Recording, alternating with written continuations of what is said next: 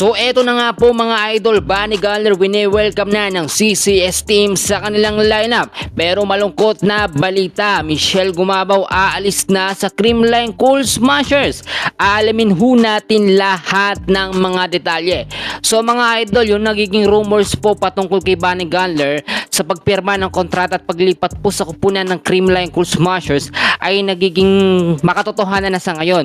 Marami na po naglalabasan na update na kung saan nga po ay sa CCS o sa Creamline Cool Smashers mapupunta po etong si Bunny Galler. Nagbigay na rin ng pahiwatig yan si Alyssa Valdez doon nga po sa ginanap na PBL All-Star, no? Nakita naman natin in interview eto nga po si Alyssa Valdez at ganoon din ito si Bunny Galler.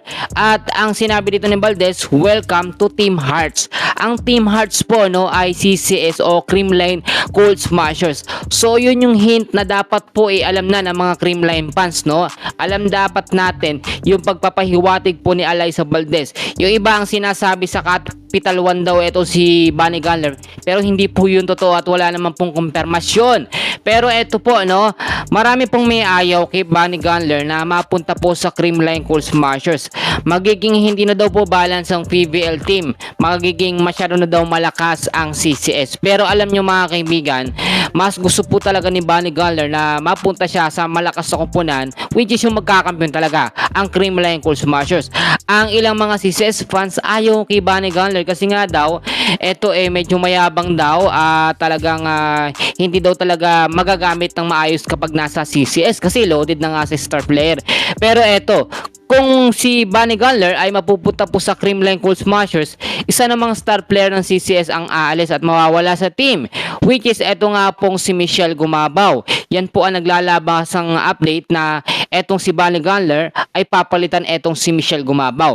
So ang nangyayari kasi dito, kapag may nadadagdag po na star player dito sa Creamline, may nababawas naman. Nakakalungkot kasi syempre kung sakali po talaga na yung rumors na ito ay totoo, no, na si Michelle Gumabaw ay aalis na sa CCS, nakakalungkot dahil si Michelle Gumabaw nagbibigay din yan ng karangalan dito sa Creamline Cool Smashers at talagang maaasahan ang CCS.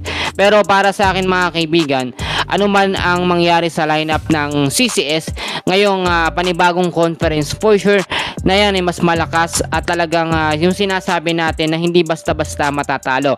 Para naman sa nagsasabi na hindi balance sa mga PBL team, balance na balance po yan mga idol. Alam nyo, nagro-rotate po ang mga star player at depende na lamang yan kung saan merong magandang offer. Pero sa Creamline Cool Smashers, maliit man o malaki ang offer, opportunity po sa isang player tulad ni Bunny Galler na mapunta dito sa champion team na Creamline Cool Smashers. So napakarami pa nating update sa PBL at abangan natin ang next conference. So dyan lang kayo para suportahan nyo yung ating channel sa panonood nyo sa ating mga Creamline and PBL updates. Maraming